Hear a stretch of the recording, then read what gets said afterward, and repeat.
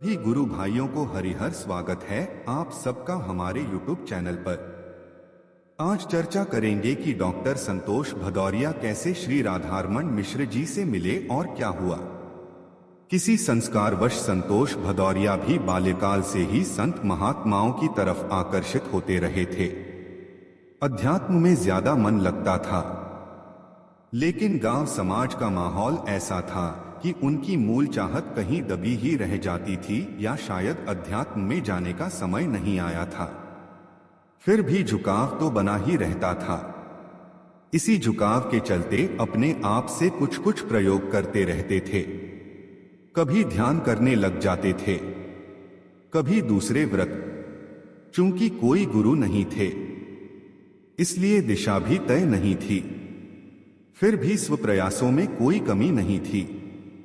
करीब 18 वर्ष की आयु में ही यह व्रत ले लिया कि वे जीवन भर अन्न ग्रहण नहीं करेंगे, केवल फल या वनस्पति ही खाकर जीवित रहेंगे। करीब 2 वर्ष हो गए। चूंकि जिसमें जैसी प्रवृत्ति होती है उसे वैसे ही लोग भी मिलते जाते हैं और दिशा भी उसी प्रकार की तय होती जाती है। उसी आधार पर एक पहचान सम्मान का भी अलग स्थान बन जाता है।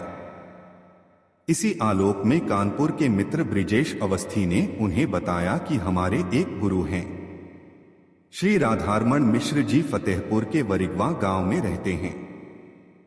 बहुत पहुंचे हुए संत हैं, त्रिकालदर्शी हैं। जो बोल देते हैं वही हो जाता है। मतलब खूब प्रशंसा की मिश्र जी की। भदौरिया जी के मन में उनसे मिलने की तीव्र उत्कंठा हो गई। फिर अगले ही दिन वे मिलने चले गए। हल्की सर्दी का मौसम था, दुर्गा अष्टमी का दिन था। मौसम सुहावना था, मन भी खुश था। उनके गांव पहुंच गए। घर पहुंचे। मिश्र जी अपने कच्चे मकान की छत पर तख्त पर आंखें बंद किए बैठे थे। 2-4 लोग और बैठे थे दाएं बाएं। सब शांत थे। ब्रिजेश अवस्थी व भदौरिया जी ने जाकर दंडवत प्रणाम किया और बैठ गए। मिश्र जी ने आंखें ही नहीं खोली। कुछ देर बाद ब्रिजेश अवस्थी ने उन्हें बताया कि उनके मित्र हैं भदौरिया जी, कानपुर के हैं, बड़े भक्ति भाव वाले हैं, जीवन भर अन्न न खाने का व्रत ले रखा है, आपके दर्शन के लिए आए हैं। मिश्र जी पहले की ही भांति आंखें बंद किए बैठे रहे, जैसे कुछ सुना ही नहीं, कुछ भी नोटिस नहीं किया, केवल शांत बैठे रहे। अवस्थी को यह अच्छा नहीं लग रहा था कि मिश्र जी इतनी अनदेखी क्यों कर रहे हैं।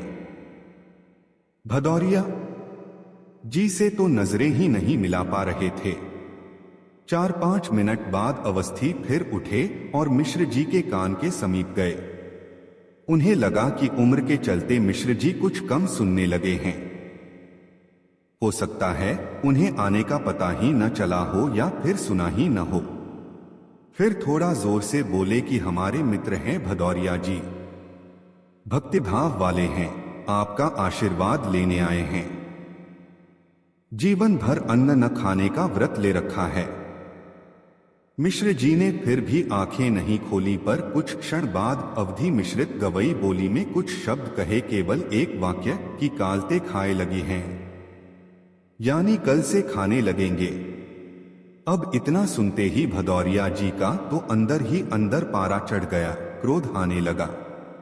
अवस्थी को इशारा किया, चलो यहां से। तुरंत मन ही मन कह रहे थे कि इन बाबा को कुछ नहीं पता। अंततः बेमन से अवस्थी भी उठ आए। मिश्र जी ने आंखें भी नहीं खोली, न रोका। घर से निकलते ही भदौरिया जी मित्र अवस्थी पर नाराजगी से चढ़ बैठे, कहा ले आए, बताइए 2 साल से कुछ नहीं खाया और ये कह रहे हैं कालते खाए लगी हैं। अरे कोई जबरदस्ती खिला देगा क्या? यह मेरा संकल्प है। बावजूद इसके मित्र अवस्थी अपने बात पर डटे रहे और मिश्र बाबा को त्रिकालदर्शी बताते हुए उनकी महिमा का बखान करते रहे। इसी नोकझोंक में दोनों कानपुर आ गए।